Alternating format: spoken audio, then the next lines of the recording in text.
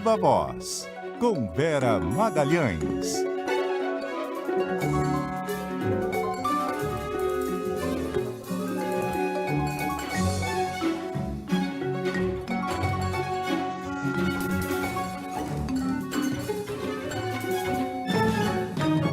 Boa tarde, Vera.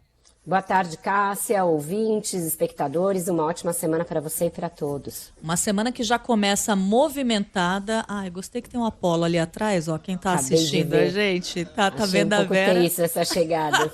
Ali, imagina, olha aí, o Apolo ele é um injustiçado, chegou quietinho, tá deitadinho ali, né, Apolo? Coisa linda.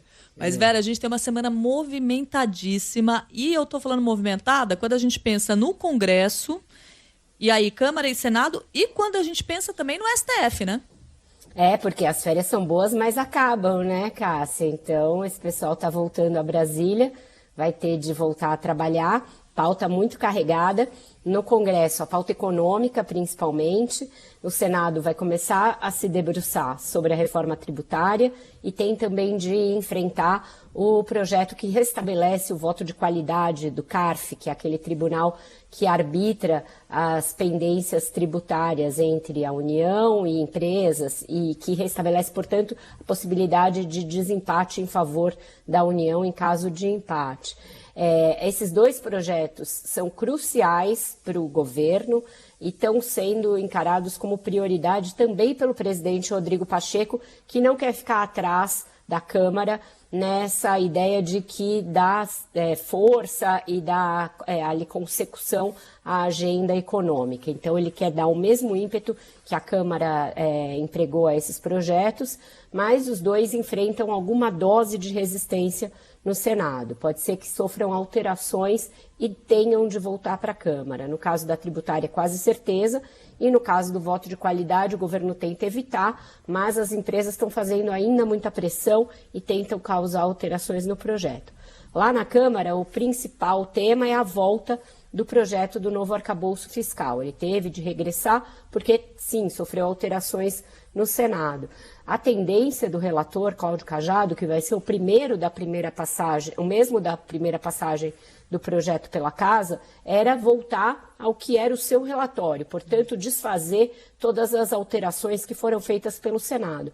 Mas esse período do recesso serviu para que houvesse uma certa pressão de outros parlamentares e do governo para que ele acate as mudanças feitas no Senado, sobretudo a exclusão do Fundeb da base de cálculo do arcabouço. Então, ele está sendo aí convencido a fazer isso, por enquanto não está totalmente disposto, mas esse é o trabalho que o governo vem fazendo.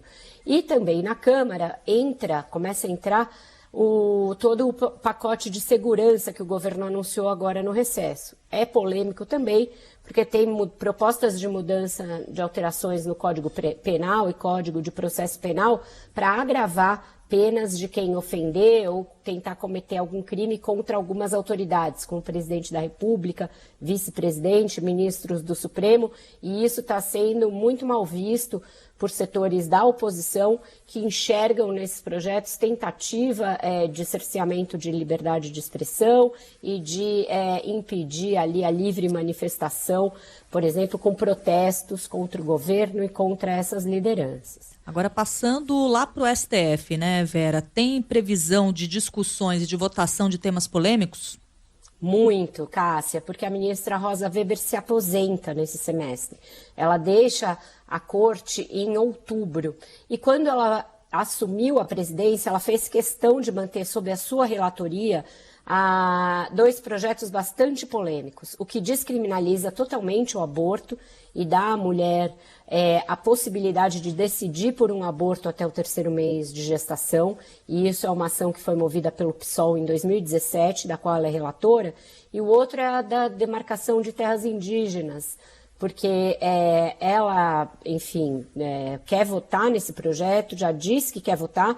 Quando o ministro André Mendonça pediu vista, ela pediu que ele voltasse logo com o projeto, com a ação para a pauta, porque ela quer dar o seu voto nessa questão antes de se aposentar. Então, esses são os mais polêmicos que estão lá. E tem outros bem urgentes que devem ser votados já no início do semestre legislativo. Por exemplo, o ministro Gilmar Mendes, durante o recesso, sustou as investigações relativas à compra daqueles kits de robótica lá no estado de Alagoas, porque ele acha que pode ter havido ali algum desrespeito ao foro privilegiado do presidente da Câmara, Arthur Lira. Ele ter sido investigado por instâncias inferiores da Justiça quando ele tem foro no Supremo. Então, a Corte, o plenário da Corte vai ter que discutir se houve ou não, e isso pode, no limite, anular as investigações até aqui.